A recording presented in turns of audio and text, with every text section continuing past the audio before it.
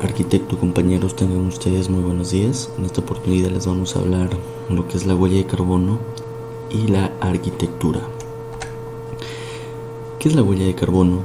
La huella de carbono se define como el conjunto de emisiones de gases de efecto invernadero producidas directamente o indirectamente por personas, organizaciones, productos, eventos o regiones geográficas en términos de CO2 equivalentes. Y también nos dice que la huella de carbono está relacionada con la construcción y la arquitectura. Bueno, todo lo que abarca la construcción a nivel mundial es una de las industrias más importantes, pero también a su vez es una de las más contaminantes en la actualidad, y se estima que el 40% de toda la contaminación está ligada a la construcción de obras civiles. En este punto entra la gran cantidad de recursos invertidos en la obtención de materias primas, así como su transporte y posteriormente la manufacturación con respecto al informe presentado por la ONU. En el sector constructivo, adicionalmente, consumen 40% de toda la energía. El 30% es de la extracción de materias primas. En el entorno, el 25% es residuos sólidos generados que provienen por actividades ligadas a la construcción. ¿Cómo reducir la huella de carbono en una edificación? Un buen proyecto puede reducir las emisiones de carbono durante el uso del edificio. Es importante buscar la manera de influir en la ocupación y el uso que se le dará a los edificios y a la infraestructura. De hecho, se estima que el 20% del impacto en términos de consumo de energía ocurre en la fase de diseño y construcción, mientras que el 80% ocurre en la fase de operación del edificio. Por lo tanto, pensar en el aislamiento adecuado, la iluminación natural y el sombreado puede disminuir considerablemente la necesidad de utilizar una mayor cantidad de energía en el futuro. 2. Comprender los materiales especificados en el proyecto y de dónde vienen. La extracción, producción y transporte de materiales de construcción básicos utilizan una enorme cantidad de energía y carbono. En Brasil, por ejemplo, la industria del acero representa alrededor del 35% de las emisiones de carbono del sector industrial, mientras que la producción de cemento representa el 19%. Hay fabricantes que están buscando mitigar estos efectos. Por ejemplo, hay materiales naturales en los que el proceso de producción es muy bajo, pero su transporte al sitio de construcción puede ser el gran villano, como las piedras naturales y algunos tipos de madera. 3.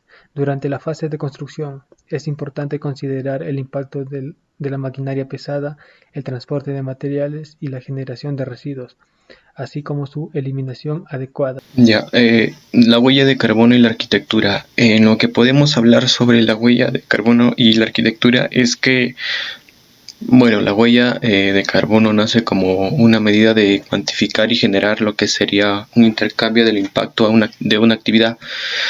Se puede también notar, para lo que es la huella del carbono, que el sector principal de la contaminación de la huella de carbono se da en el proceso que sería para el tema de construcción, las cuales abundan no solo en el territorio peruano, sino en casi todo el mundo. Y a su vez también son lo que serían los más contaminantes en la actualidad.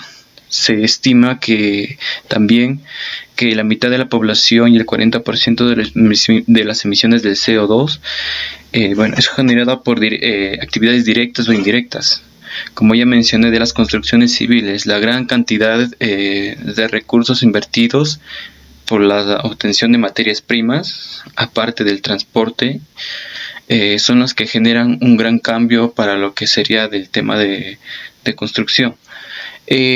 Planteando a todo esto, lo que podríamos hacer así como arquitectos que somos, sería el tema de proponer energías renovables y poder así ayudar al tema para que al menos baje un porcentaje de lo que es ahora el 40.9% para el tema de lo que es de la ciudad y en otras partes, la cual las energías renovables dan como características la cual tiene un aprovechamiento de una afección baja al medio ambiente.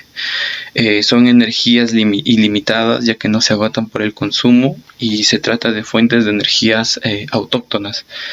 Y bueno, eso es todo lo que quería decir. Gracias. Bueno, y para culminar las recomendaciones, debemos minimizar de materiales, Materiales de proximidad: deben estar los materiales más cerca del lugar. Estrategias activas y pasivas. Productos durables, que significa ver la cantidad en el edificio. La compensación de carbono, el diseño adaptable y flexible.